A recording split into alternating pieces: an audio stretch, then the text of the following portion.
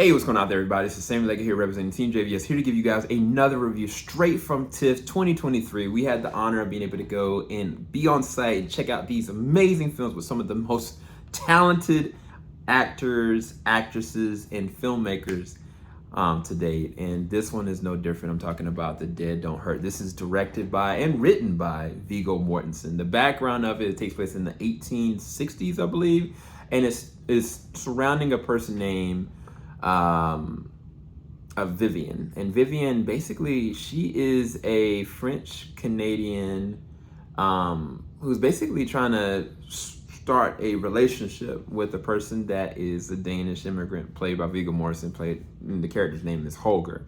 Holger is a soldier. Holger Olsen is a soldier, and he's kind of come back from the war. He's seen a lot, but he's kind of starting to develop a very intimate and specific relationship with Vivienne. And Vivienne is being played by Vicky Krieps.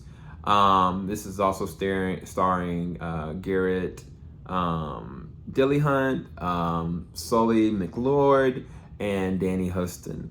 Now, Sully McLeod plays the role of Weston. Weston is what I call the worst person in this in this whole movie, and the literal embodiment of anger and violence and self-entitlement.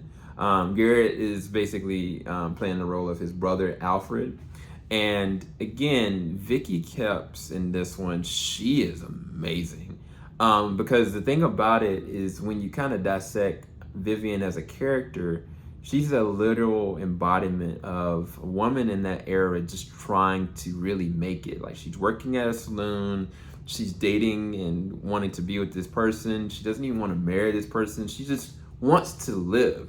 And she starts to get hassled and abused and put through the ringer, and everything that's happening throughout the course of this film is harsh. It's harsh on so many different levels from a woman's perspective, because I initially kind of didn't even know Viggo was even in the film. And then when I realized he was playing, the love interest, I was like, well, how is this going to work?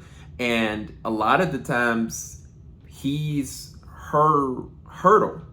Because of being with him and because of his absence or not there, it's causing her to have to struggle. It's causing her to have to stand up. And that struggle and that fight, specifically in an era like this, I don't think it's been shown like this.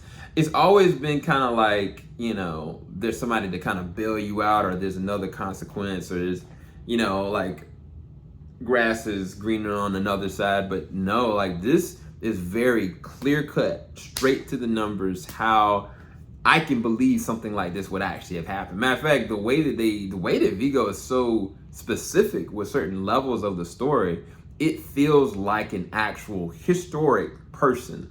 And I think that's a credit to him from a scripting standpoint. Like, he's able to do a lot with not that much, because even with the location, they shot it all in the same exact location, but they find ways of cornering that town to make it feel bigger and vast. And also, I think the other part of that is how they're actually showing nighttime and daytime. Like, the nighttime shots, because of certain characters, like the character Weston played by Sully, you don't want to see a person like that at nighttime.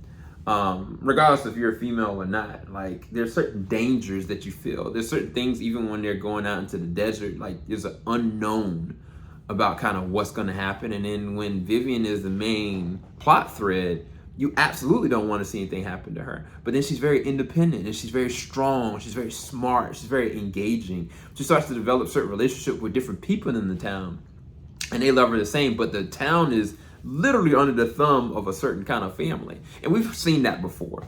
But I think the way that they're showing and showcasing the strengths of this, which is, of course, Vicky's portrayal of this character and the character, what it embodies, I think that Viggo is able to really kind of shine in this from a director standpoint, because I'm able to get so many different levels of emotion. There's a scene that happens when he kind of goes away and kind of comes back for a period of time, and his emotional reaction to kind of coming back is a very believable one. And I think that I don't know how to really say it. Like, he shines brighter as a director than he does an actor in this one. And I don't feel like he's, dumbing down his performance or anything like that. I think that he's really taking this story to heart, and he's allowing the things to shine that need to shine through.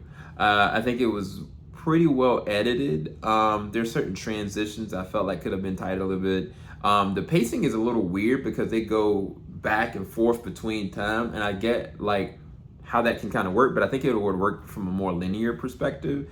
But this is actually a pretty good ride. I actually really enjoyed it. If I had to rate it, I'd give it like a B to B plus. And let me know what you guys think if you ever get a chance to check out The Dead Don't Hurt. Again, this was shown straight at TIFF 2023, and we are appreciative of the opportunity. I'll talk to you guys later. Make sure you like, subscribe, hit the bell button, guys. Peace.